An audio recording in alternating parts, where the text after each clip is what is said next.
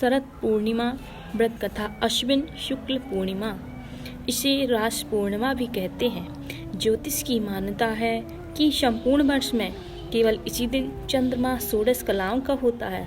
इसी दिन श्री कृष्ण को कार्तिक स्नान करके कृष्ण को पति रूप में प्राप्त करने की कामना से देवी पूजन करने वाली कुमारियों को चीरहरण के अवसर पर दिए वरदान की याद आई थी और उन्होंने मुरली वादन करके यमुना के पुलिन पर होने वाली गोपियों के साथ रास रचाई थी। इस दिन प्रातःकाल आराध्य देव को सुंदर वस्त्र आभूषणों से सुशोभित करके आसन, आचमन, स्नान, वस्त्र, गंध, अक्षत, पुष्प, धूप, दीप, नैवेद्य, तांबूल, सुपारी, दक्षिणा आदि से पूजन करना चाहिए। रात्रि के समय गौ दुग्ध से बनी खीर में घी तथा चीनी मिलाकर पूरियों की रसोई सहित अर्धरात्रि के समय भगवान को भोग लगाना चाहिए। रात्रि जागरण करके भगवत भजन करना चाहिए। चांद की रोशनी में सुई धागा पिरोएं और पूर्ण चंद्रमा के आकाश के मध्य में स्थिर होने पर उनका पूजन करो। खीर से भरी थाली रात को खुली चांदनी में रहने दो। दूसरे दिन सबको उसका प्रसाद दो तथा स्वयं खाओ। पूर्णिमा का व्रत करके कहानी सुननी चाहिए। कथा सुनते समय एक लोटे में जल तथा गिलास में गेहूँ, पत्ते के दोने में रोली तथा चावल रखकर कलश की वंदना करके दक्षिणा चढ़ाओ। टीका काढ़ो। गेहूँ के 13 दाने हाथ में लेकर कथा सुनो। फिर गेहूँ गिलास पर हाथ फेरकर मिश्राणी के पाँव का स्पर्श करके गेहूँ का गिलास उसे दे दो। लोटे के जल का रात को चंद्रमा को अर्घ दो। विवाह होने के बाद पूर्णमासी के व्रत का नियम शरद पूर्णिमा से ही लेना चाहिए। कार्तिक का व्रत भी शरद पूर्णिमा से ही आरंभ करना चाहिए। कथा। एक साहूकार की 2 पुत्रियां थीं। दोनों पूर्णमासी का व्रत करती थीं। बड़ी बहन तो पूर्ण व्रत करती थी पर छोटी अधरा।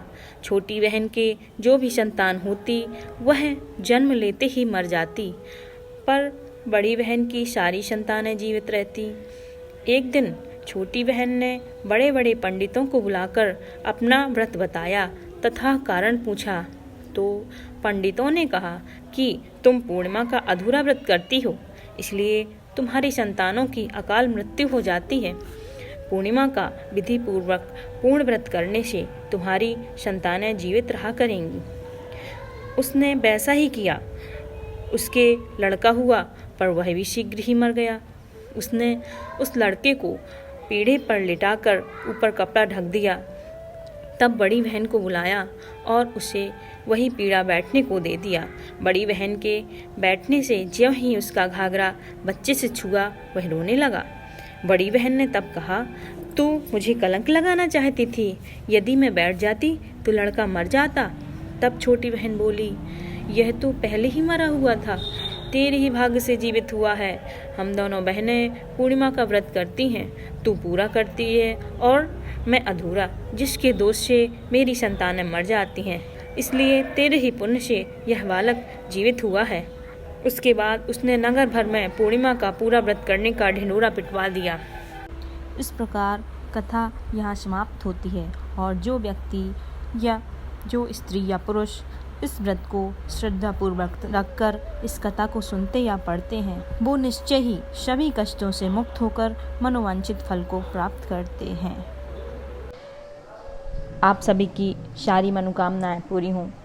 उम्मीद है दोस्तों आपको ये वीडियो पसंद आया होगा। अगर मेरा वीडियो अच्छा लगा हो तो वीडियो को लाइक करें, चैनल को सब्सक्राइब करें, अपने दोस्तों और साथियों को शेयर ज़रूर करिए।